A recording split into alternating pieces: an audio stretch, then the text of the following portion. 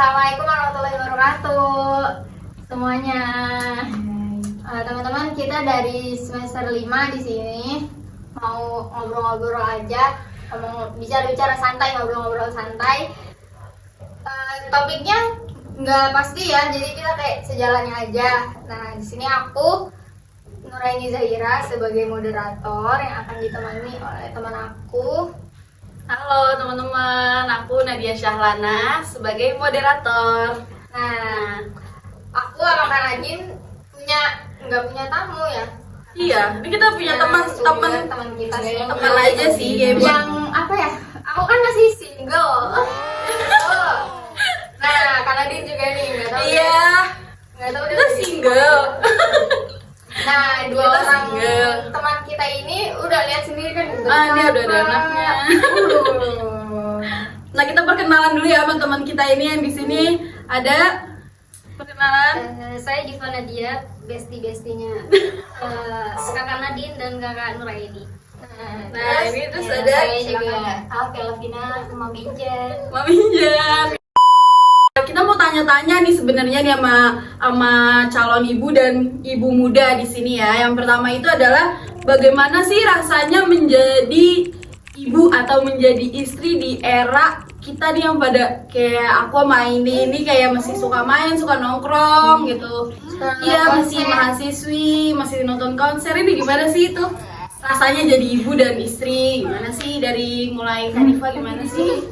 Kalau aku pribadi sih ya, alhamdulillah gitu ya udah menikah. Karena kan Alhamdulillah. pasti sekarang itu seusia kita banyak yang menantikan jodohnya. Oh iya sih, aku juga menantikan banget jodohku ya, kayak gimana gitu kan. Menantikan jodoh, tapi emang belum datang aja. Apa gimana gitu.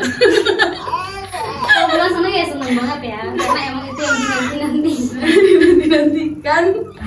Tapi apa ya, suka dukanya itu, kalau dukanya kan bukan duka sih sebenarnya, apa ya, udah nggak bisa kayak dulu lagi aja kayak gitu.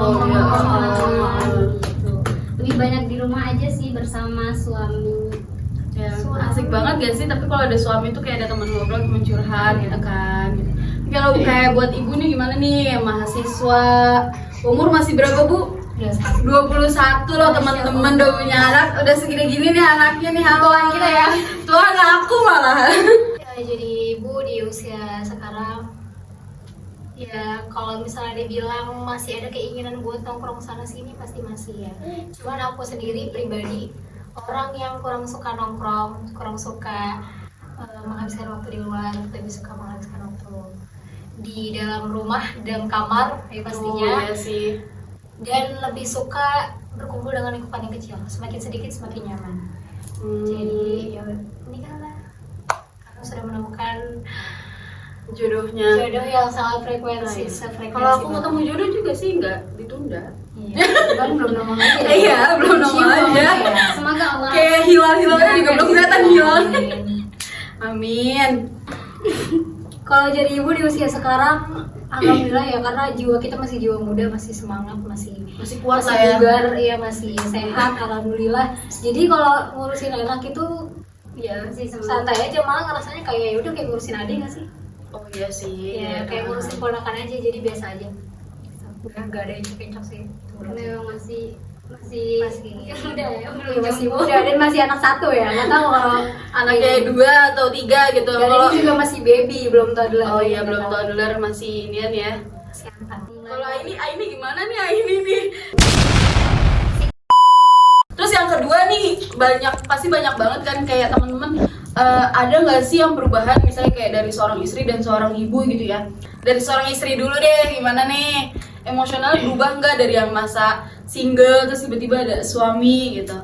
Pasti ya, karena kan kalau kita sendiri kayak misalnya masak-masak gitu, ya udah secukupnya aja.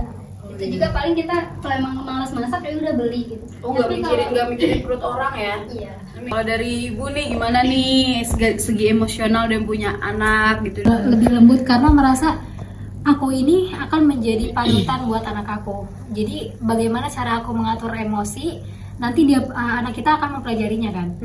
Jadi sebisa mungkin aku harus mengelola emosi aku dengan baik, terutama kepada suami ya di hadapan anak, karena kan Kalau misalnya kita lebih sering emosi kepada suami, apalagi daripada anak, nanti anak takutnya mengurangi rasa hormat anak terhadap ayahnya. Pasti beberesnya juga lebih lama gitu ya.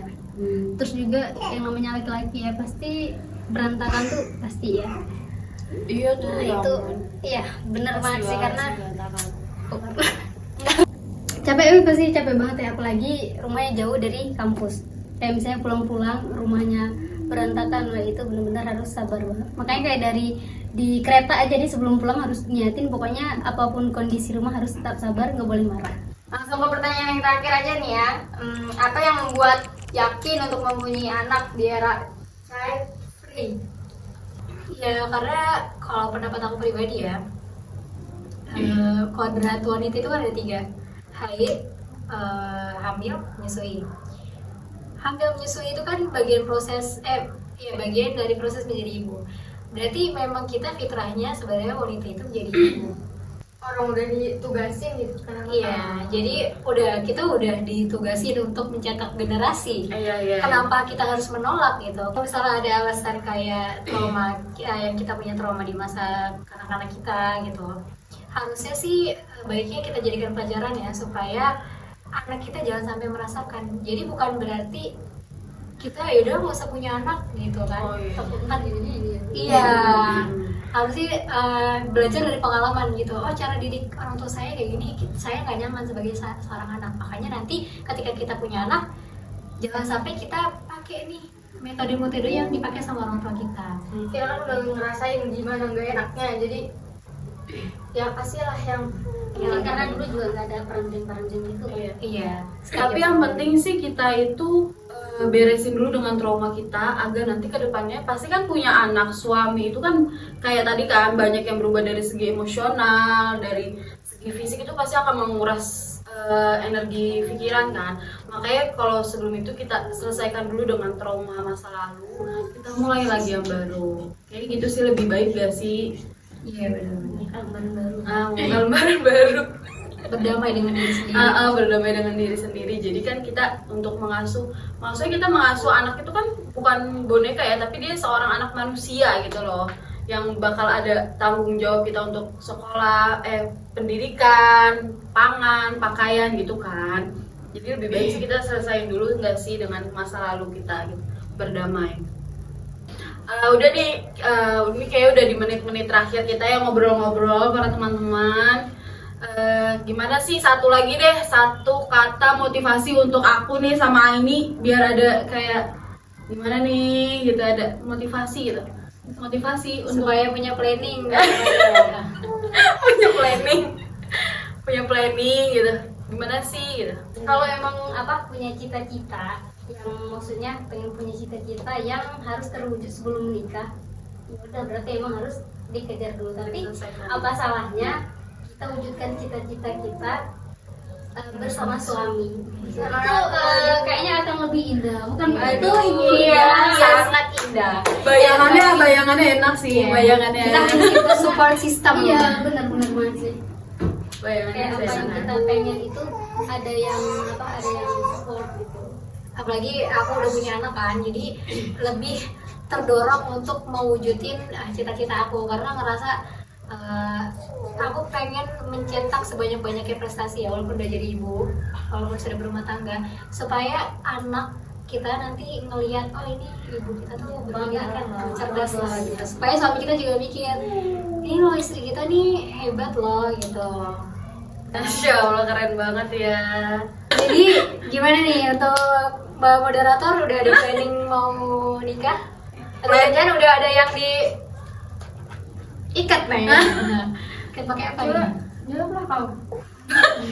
Planning sih pasti ada, planning buat menikah itu pasti ada. Tapi kan kita nggak tahu ya, kayak jodoh itu seperti pertanyaan seperti kematian, kapan mati gitu kan. Kita nggak tahu, kayak hilalnya aja belum tercium, hilalnya belum kelihatan gitu. Hilalnya. Tapi Kamu ketemu suami tuh kapan? Maksudnya bagaimana? Berapa lama jaraknya sampai bisa memutuskan untuk menikah? Emang udah sekenal apa? Aku kenal sama suami aku itu tahun 2020. bulan September Pas pandemi. tanggal 8. Iya, pandemi. Itu pertama kali 2022. Itu pertama kali ketemunya di masjid Wah, Ramayana, Kebayoran Lama. itu pandangan pertama apa Tidak, gimana? tentu saya tidak. Ada. Oh, kirain pandangan Saya pertama, ya. itu ini pertemuan pertama. Perkenalan pertamanya itu dari media sosial. Ya, jadi media sosial itu jangan digunakan hanya scrolling aja, tapi untuk cari jodoh ya teman-teman, kawan-kawan semua. Demi jodoh saya yang Iya, ayo segeralah. Mungkin jodoh kalian gak main sosmed. Bisa jadi ya Allah, sama tapi buruk. nggak tahu kan jodohnya bukan orang Indo gitu. Ya, terus perkenalan berarti 2 tahun lah ya, sampai akhirnya menikah di tahun 2022 tahun kemarin. Itu aku sempat menjadi bestie. Sebenarnya cuma teman-teman cerita aja. Gak yang pacaran sih, sebenarnya dibilang pacaran gak sih, cuman aku hobi sharing cerita. Ya kira karena ngerasa cocok, aku ini pendengar yang baik. Menikah itu kan lebih banyak ngobrolnya ya, jadi kita cari pasangan yang benar-benar serk sama kita dari cara komunikasinya, karena seumur hidup itu lama, jangan sampai kita duduk dengan orang yang salah. Tuh, itu salah satu ya teman-teman tips untuk mencari jodoh. Ya enggak ini? Iya. Sebenarnya nggak apa-apa. Nggak usah buru-buru lah. Iya, sama Selektif ya loh, kita harus selektif ya. Jadi jangan, kalau masalah nikah itu jangan buru-buru, jadi harus selektif. Karena melihat dia udah nikah nih, gue juga harus nikah. Oh iya. Harus penuh planning. Kalau Dipa, Aku sama kayak Pina juga. Kenalnya itu di tahun 2020, cuman kita ketemunya di tahun 2021. Insya Allahnya dia tuh pas pertama kali kenal itu langsung ceritain ke orang tuanya, dan aku juga langsung komunikasi sama orang tuanya.